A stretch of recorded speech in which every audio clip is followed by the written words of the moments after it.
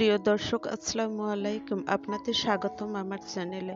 আজকে আমি গলদা চিংড়ির একটি রেসিপি নিয়ে এসেছি। চিংড়ি মাছ ভুনা আমরা পোলাও, গরম ভাত সব কিছুর সঙ্গে খেতে প্রায় সবাই পছন্দ করি, কিন্তু এক একজন এক একভাবে এই চিংড়ি মাছ রান্না করে থাকে। আজকে আমি হোটেল স্টাইলে গলদা চিংড়ির মাসালা ভুনা করে দেখাবো। আশা করি রেসিপিটি সবার ভালো লাগবে। তাহলে চলুন মূল রেসিপি দেখে নেওয়া যাক। আমি এই মাপের গলদা চিংড়ি নিয়েছি, কিন্তু এই চিংড়ি কিভাবে কাটতে হয় আমি সম্পূর্ণ কাটার পদ্ধতি দেখিয়ে দিচ্ছি। অনেকেই চিংড়ি কাটার অভাবে খেতে পারেন না, তাহলে কাটার পদ্ধতি দেখে নিন। এরকম বড় চিংড়ি কেচি দিয়ে কাটতে বেশি সুবিধা হবে। যারা কেচি দিয়ে কাটতে সুবিধা পাবেন না তারা বটি দিয়েও কাটতে পারেন। তবে কোন কোন অংশগুলো কেটে নিতে হয় সেটি দেখে নিন। প্রথমে চোখগুলো, মাথার প্রথম অংশের শুঁড়গুলো কেটে নিয়ে তারপর লম্বা ধারালো যে শুঁড় আছে ওগুলি ফেলাই দিয়ে আমি মাঝখানে পাগুলো ফেলাই দেব। পা একটু রেখে কাটলেও সমস্যা নেই, কেউ চাইলে গোড়া থেকেও কাটতে পারে।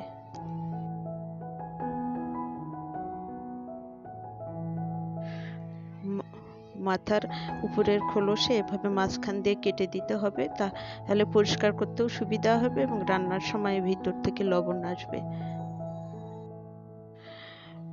লেজের এখানে একটা শক্ত অংশ আছে, এটা কেটে দিতে হবে এবং তারপর লেজের সামনের অংশ থেকে একটু কেটে নিতে হবে। এরপর কোন অংশ কিভাবে কোথায় কাটতে হবে আপনারা স্ক্রিনে দেখে বুঝে নিন। এবার এই অংশটা ছুরি ব্যবহার করে কাটে ভিতরে একটা লম্বা রগ আছে, এটা বের করে ফেলতে হবে। এটা খুব সাবধানে টেনে বের করতে হবে, কারণ এই অংশটা ভিতরে থাকলে চিংড়ির স্বাদ নষ্ট হয়ে যায়। এখানে মাথার অংশে ছুরি দিয়ে ছিঁড়ে নিয়ে তারপর ময়লাগুলো বের করে ফেলাই দিতে হবে, নাহলে আঙ্গুল ঢুকিয়ে পানির নিচে রেখে ভালোভাবে পরিষ্কার করতে হবে।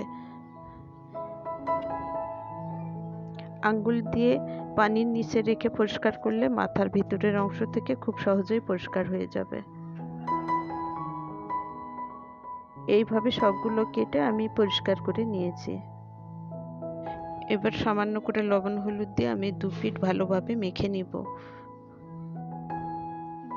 এবার একটা ফ্রাই প্যানে পরিমাণ মতো সরিষার তেল দিয়ে আমি মাছগুলো 1 মিনিট হালকাভাবে ভেজে নিব।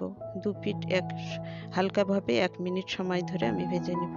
চিংড়ি মাছ খুব বেশি ভাজতে হয় না, তাহলে রান্নার পর শক্ত হয়ে যাবে। হালকাভাবে এভাবে ভেজে নিলে কালারও সুন্দর আসবে আর রান্নার পর টেস্টও ভালো আসবে।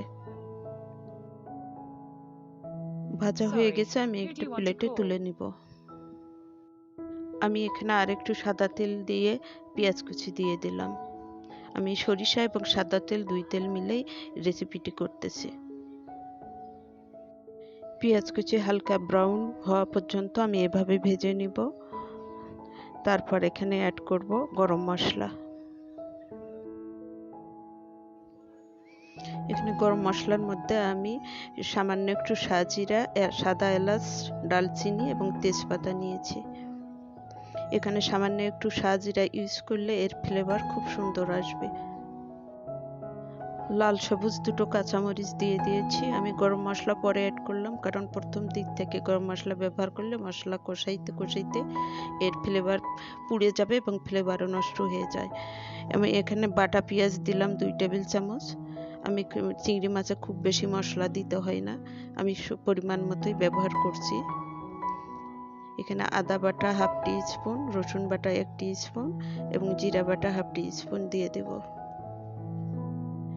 এবার গুঁড়া মশলা দিয়ে দিব। গুঁড়া মশলার মধ্যে রয়েছে ধনিয়া, হলুদ, মরিচ এবং লবণ।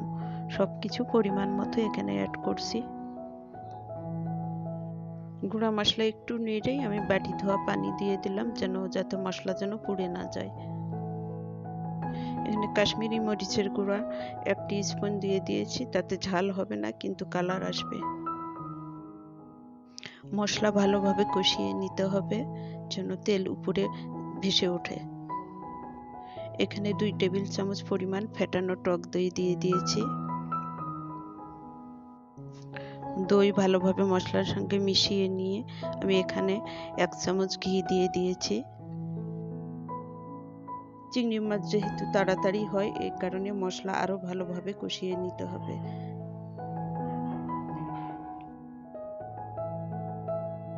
মশলা কষানো এই পর্যায়ে হয়ে গেছে। এখন ভেজে রাখা আমি চিংড়িগুলো দিয়ে দেব এবং ভালোভাবে এর মধ্যে যেন মশলা ঢোকে ইপিট উপিট একটু নেড়ে দিব।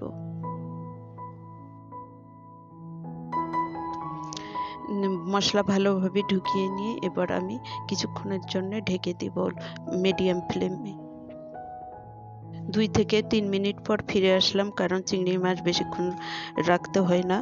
তারপর সামান্য একটু পানি এড করে আবার আমি 2 মিনিট চুলার উপরে রেখে দিয়ে চুলা বন্ধ করে দেব। যেহেতু চিংড়ি মাছালা, এখানে আরও কিছু মশলা অ্যাড করতে হবে। আমি 2 টেবিল চামচ টমেটো সস দিয়ে দিলাম। এরপর দিব 1 টিস্পুন গরম মশলা আর চিনি, এখানে হাফ টিস্পুন চিনি অ্যাড করেছি, সেটা স্কিপড হয়ে গেছে। এর জন্য গোড়ার দিকে কেটে 2টো কাঁচামরিচ লাল সবুজ দিয়ে দিলাম। প্রিয় ভিউয়ার্স, আশা করি আমার এই রেসিপি আপনাদের ভালো লাগবে আর বাসায় ট্রাই করে দেখবেন। গলদা চিংড়ির এই মাসালা ভুনা আপনারা বাসায় তৈরি করে একবার খেলে বারবার খেতে চাবেন, এতই টেস্ট যা বলার বাহিরে।